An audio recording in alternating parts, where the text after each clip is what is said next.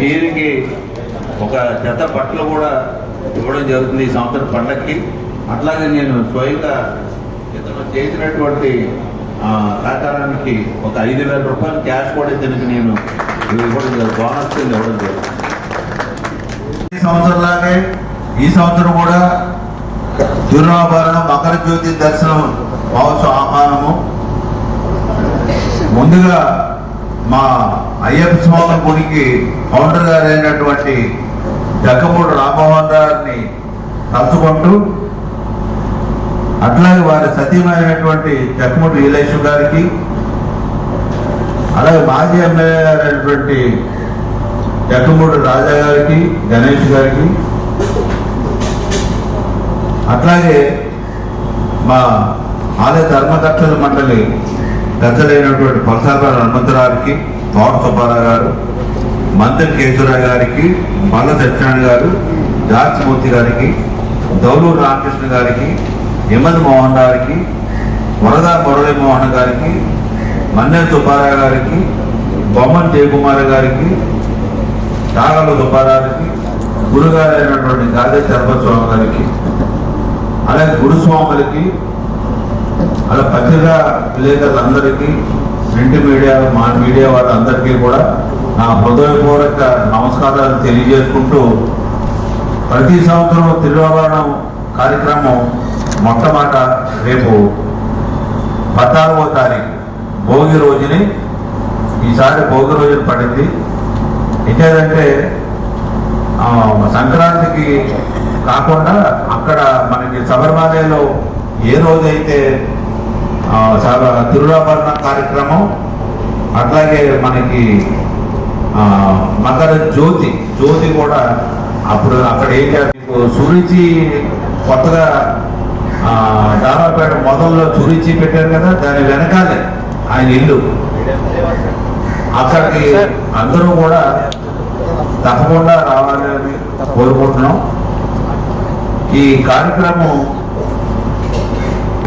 మల్ల సత్యనారాయణ స్వామి గారి స్వగృహం నుండి 2:15 దానాయపేట బైపాస్ రోడ్ మల్ల సత్యనారాయణ స్వామి గారి స్వగృహం నుండి వారి దంపతులు ఇద్దరు తిరువాభరణాలు మోసుకొని నడుస్తుంటే పేడ పంచాక్షరి మేళం, పోరాటకాలు, డోలు సన్నాయి, మేళతాళాలుతో మాలదారులై స్వాములు మరియు అశేష జనంతో ఊరేగింపు పెట్టడం జరుగుతుంది. ఈ దానాయపేట బైపాస్ రోడ్ సురించి వెనకాల చెప్పిన కదా, అక్కడి నుంచి గాంధీబొమ్మ సెంటరు, నందగంగా జంక్షన్, జగ్గంపూడి చౌకు, దేవి చౌకు, అక్కడ కొద్దిసేపు ఆగుతాం. ఆగిన తర్వాత అమ్మవారి గుడి దగ్గర ఆగి అక్కడ కూడా హారతి ఇచ్చిన తర్వాత ఆ జంక్షన్ ఉన్నవాళ్ళు దేవి చౌక్ నుంచి లక్ష్మీవారపేట నుంచి కోటరం నుంచి మెయిన్ రోడ్ నుంచి మళ్ళీ ఏమంది మాట్లాడు వాళ్ళ షాప్ దగ్గర ఆఫ్ చేసి వారు కొద్దిగా తేనేరు మీద రోడ్డు జరుగుతుంది. అక్కడ ముందే విసర్జించిన తర్వాత మళ్ళీ మొదలుపెట్టి గేల సెంటర్ నుంచి శ్రీనగర్ విశ్వవిద్యాలయం ద్వారా విశ్వేశ్వర స్వామి గుడి ద్వారా అయ్యప్ప స్వామి ఆలయానికి 6:15 చేరుకుంటారు తిరువాభరణం. అయ్యప్పలు, రాజమండ్రి చుట్టుపక్కల ఉన్నటువంటి అయ్యప్పలు, గురుస్వాములు, రాజమండ్రిలో ఉన్నటువంటి ప్రజలు అందరూ కూడా ఈ కార్యక్రమాన్ని పాల్గొని ఈ మకర జ్యోతి దర్శనం చూసుకొని దేవుడిని కూడా దర్శించి ఈ కార్యక్రమాన్ని ఘన విజయం చేయించవలసిందిగా మనస్ఫూర్తిగా కోరుకుంటున్నాం. అట్లాగే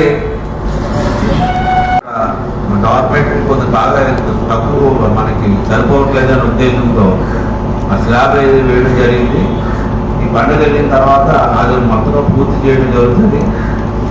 అట్లాగే చిన్న ఏదైనా మన డెవలప్మెంట్లో కూడా ఇవన్నీ కూడా చేసి మన ఈశ్వరుడు గుడి కూడా మన వర్షాకాలం హనుమంతరావు అక్కడ పెట్టించడం జరిగింది. అలాగే రేపు ఫిబ్రవరి మార్చిలో వీరభద్రుడి స్వామిని కూడా ఆ గుడి కూడా నిర్మించడం జరుగుతుంది. ఇవన్నీ ఈ సంవత్సరం ప్రత్యేకించి 18 మెట్లు పూజలు కూడా చాలా కార్యక్రమాలు ఈ సంవత్సరం ఎక్కువ జరిగాయి. అందులో అయ్యప్పలందరూ కూడా పాల్గొని 18 మెట్లు పూజ కార్యక్రమం అద్భుతంగా ఈ సంవత్సరం కూడా జరిగింది. ముఖ్యంగా అన్నింటికంట ప్రతి సంవత్సరం జగ్గమూడి రామ్మోహన్ రావు యొక్క అభిమతానికి ప్రత్యేకించి అభిమతానికి ఆయన యొక్క అభిమతం ఏంటి, మంచి అయ్యప్పలందరికీ కూడా మన అన్న సమారాధన చేయాలి అనే ఉద్దేశంతో ఈ సంవత్సరం ప్రత్యేకించి జగ్గమూడి రాజా కొద్ది ఇంట్రెస్ట్ తీసుకొని విజయలక్ష్మి గారు, అట్లాగే నేను, మన హనుమంతరావు గారు, కేశవరావు గారు, ఇంకా ధర్మకర్తలు అందరూ కూడా ఈ సంవత్సరం ఇంకా బాగా ఈ అయ్యప్పలకి మంచి భోజనం పెట్టాలనే ఉద్దేశంతో పూర్వం అయితే కొంత మనం అయ్యప్పలకి మధ్యాహ్నించి వచ్చేటప్పుడు 50 రూపాయలు తీసుకొని కొనడం జరుగుతుంది. అది కూడా ఈ సంవత్సరం ఫ్రీగా మొత్తం ఎంతమంది అయ్యప్పలు ఉంటే అంతమందికి కూడా అందరికీ కూడా ఉచితంగా భోజనం పెట్టడం జరిగింది. ఆ భోజనంలో కూడా అద్భుతం బ్రహ్మాండమైనటువంటి భోజనం పెట్టడం జరిగింది. నా రచన ప్రకారంగా నేను సౌత్ ఇండియాలో ఉన్నటువంటి గుళ్ళన్నీ చూశాను, భోజనాలు కూడా తిన్నాను. సౌత్ ఇండియాలోనే ఇంత అద్భుతంగా అయ్యప్పలకి పెడుతున్నటువంటి భోజన వస్తువులు అది ఎవరు ఎక్కడో ఉంటుందని నేను అనుకుంటున్నాను.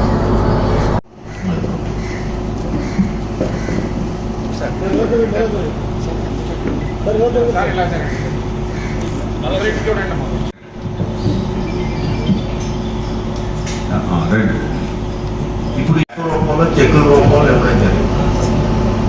ఈ కార్యక్రమానికి 70 లక్షల రూపాయలు జరిగింది. 60 లక్షల నుంచి 70 లక్షల రూపాయలు కూడా అయ్యింది.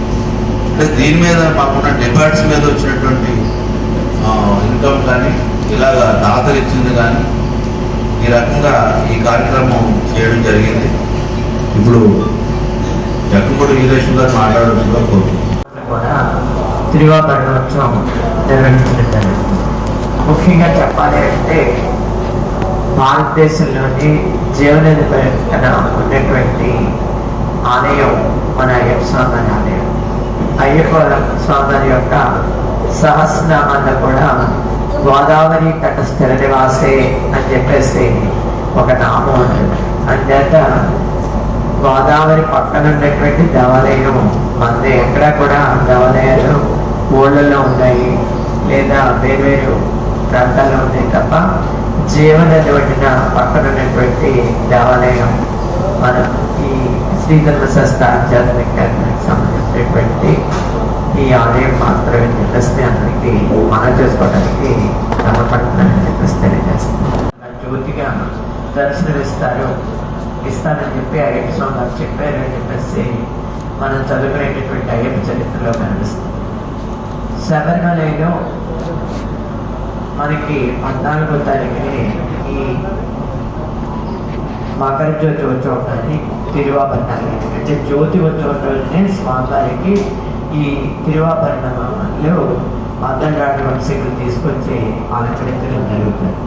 అంచేత వాణి మనం శబరిమల పద్ధతుల్ని పాటిస్తున్నాం కాబట్టి యాక్చువల్గా మనం 14వ తారీఖుని అంటే భోగి రోజుని ఈ తిరువాభరణాలు తీసుకురావడం జరుగుతుందని చెప్పేసి తెలియజేసుకుంటున్నాం.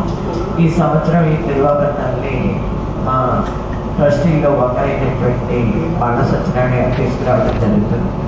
ముందుగా జగ్గమూడి రామ్మోహన్ రావు స్వగ్రం దగ్గర ఈ పూజ కార్యక్రమాలు అంటే మా ఇంటి దగ్గర పూజా కార్యక్రమాలు నిర్వహించి అక్కడి నుంచి బండ సత్యనారాయణ గారి ఇంటికి తీసుకెళ్ళడం జరుగుతుంది.